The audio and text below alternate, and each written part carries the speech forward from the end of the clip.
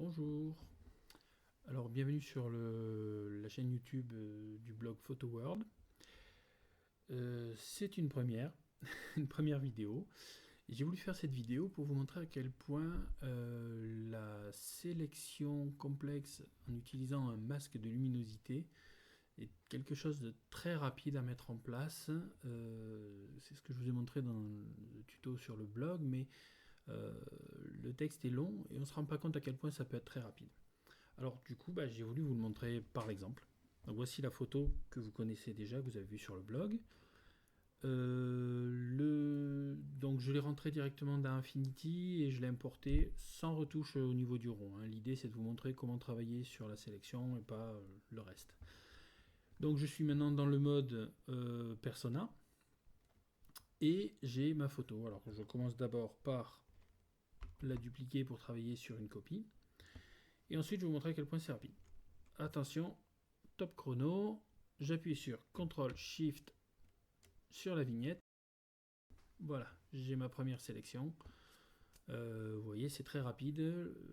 On a sélectionné automatiquement toutes les hautes lumières. Alors il y a toute une partie qui se trouve sous la ligne de crête qui est ici et en dessous des arbres dont je n'ai pas besoin. Ça correspond à tous ces points sur la mer ici et sur les rochers. Donc on va les enlever très rapidement. On utilise pour ça le pinceau de sélection. On lui met une épaisseur d'environ 400 pixels et on vérifie qu'on est bien en mode soustraire. Et à partir de là, hop, regardez, on enlève tout ça. Ça va vite.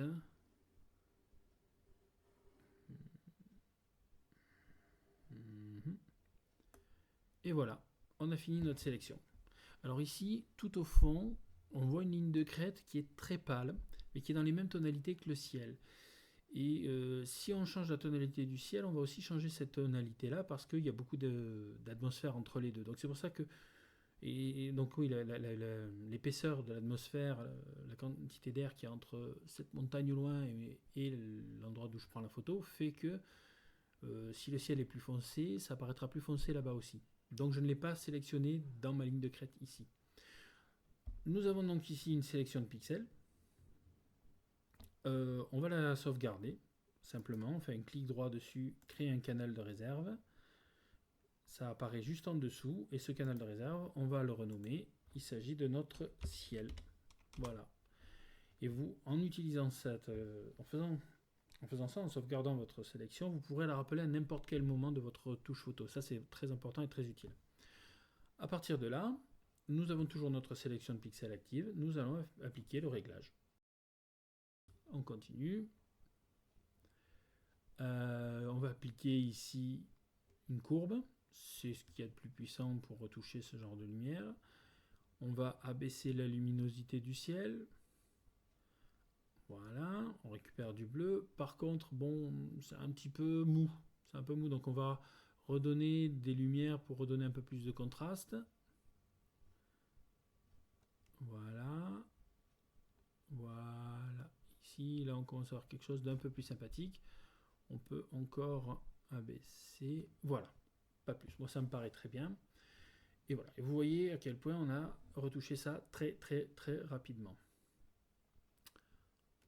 Je vous montre le avant-après. On va désélectionner avant, après.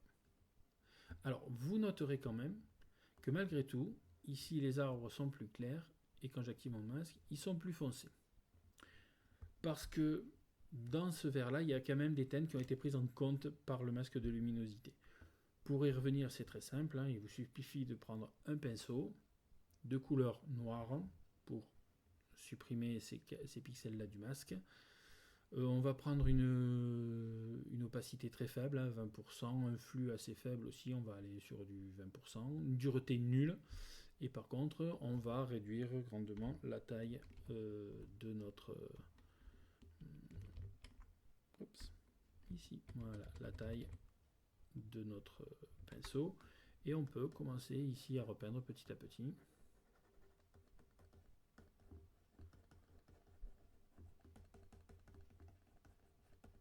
Alors par petite retouche toujours.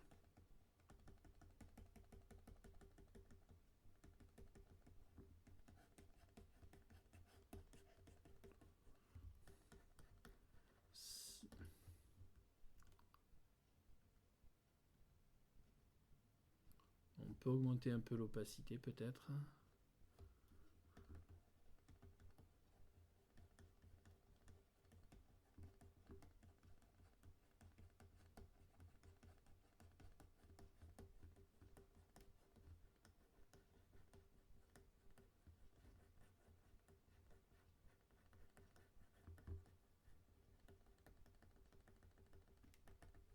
Voilà.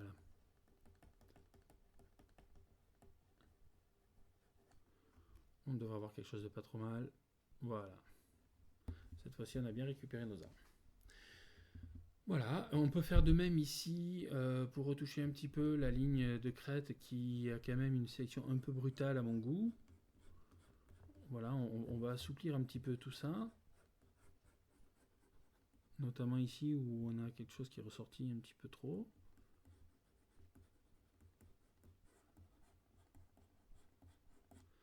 Voilà, c'est terminé.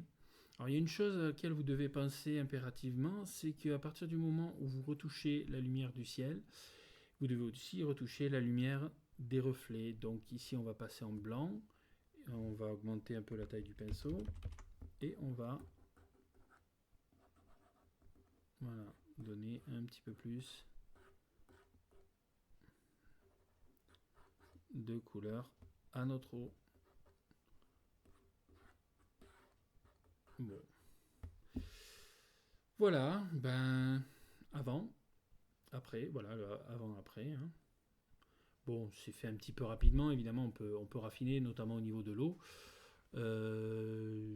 Vous avez ici une retouche qui est quand même beaucoup plus naturelle, avec une découpe qui a été bien propre.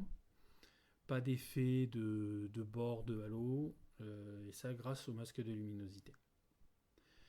Très bien, j'en ai terminé avec cet exemple. Je vous souhaite une bonne journée. Je vous dis à très bientôt sur Photo World. Au revoir.